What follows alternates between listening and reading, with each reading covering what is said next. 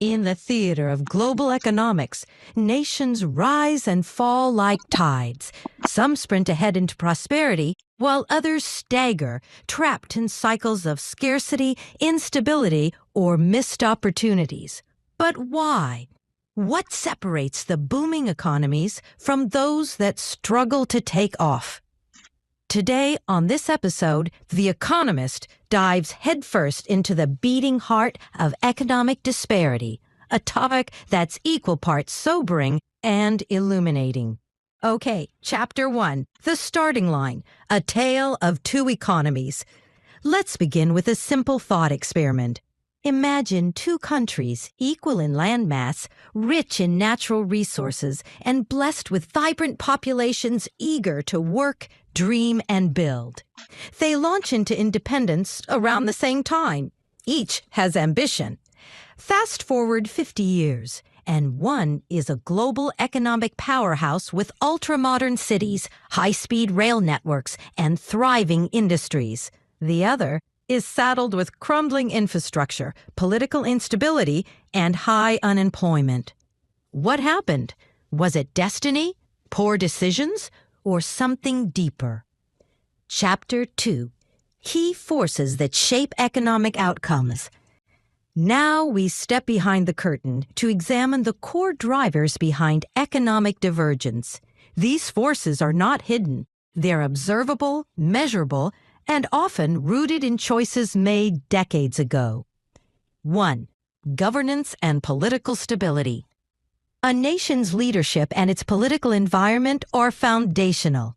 Transparent governments with consistent policies build investor trust, encourage entrepreneurship, and sustain long-term growth. On the flip side, nations riddled with corruption, coups, or unpredictable laws discourage local and foreign investment. Example: think of how countries like South Korea, after years of war and turmoil, embrace transparent governance, rigorous planning, and industrial growth.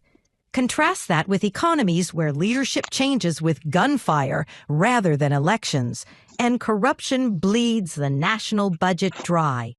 2. Investment in human capital. You can't build a strong economy without skilled workers. Nations that prioritize quality education, healthcare, and job training cultivate citizens who drive innovation, productivity, and enterprise. Story snapshot. Singapore turned its lack of natural resources into an advantage by investing heavily in human capital, producing a highly educated and tech-savvy population. This wasn't an accident. It was policy, vision, and discipline. 3. Infrastructure and technology. Reliable infrastructure, roads, bridges, electricity, and internet is the skeleton of economic activity. Without it, businesses stumble, trade slows, and development stagnates. Technology adoption matters too.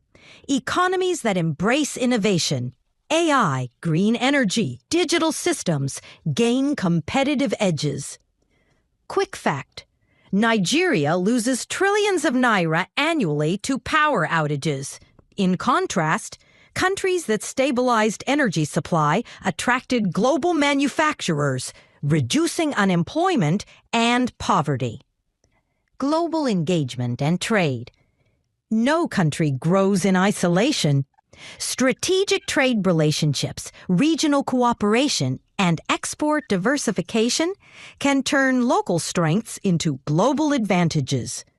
Nations that depend solely on one export, example oil, often get stuck when prices crash or demand dips. Chapter 3, The Corruption Trap. Talk about corruption, not just the obvious kind like embezzling public funds, but the quieter, systemic kind. When contracts go to friends instead of the best bidder. When civil servants expect bribes to do their jobs. When leaders prioritize loyalty over competence. These practices don't just waste money, they erode trust. And without trust, economies stall, Investors pull back, citizens disengage. Progress slows. Corruption isn't just a moral issue, it's an economic one. And escaping its grip requires more than laws. It takes enforcement, transparency, and a culture shift. Now moving on to Chapter 4, Infrastructure, More Than Just Roads. Infrastructure is the skeleton of an economy, but it's not just about highways and bridges. It's about reliable electricity so factories can run, clean water so communities can thrive, internet access so ideas can spread, efficient ports so trade can flow. Without these, businesses struggle and people are left behind. And when governments invest poorly or not at all, growth becomes a distant dream.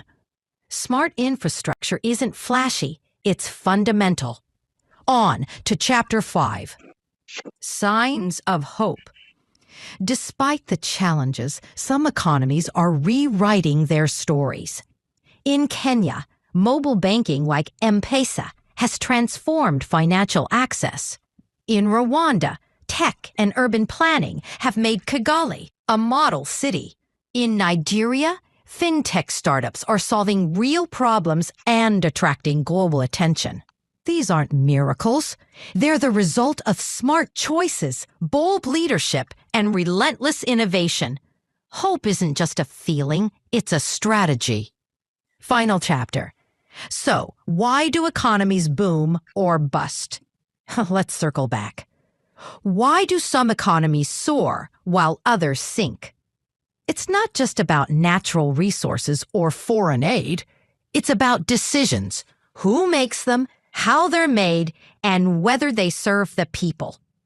Growth happens when institutions are strong, citizens are empowered, innovation is embraced, corruption is tackled head-on. And when those things align, transformation follows. If this video sparks something in you, hit like, subscribe to The Economist, and share it with someone who needs to hear it. Because understanding the roots of prosperity is the first step toward building it.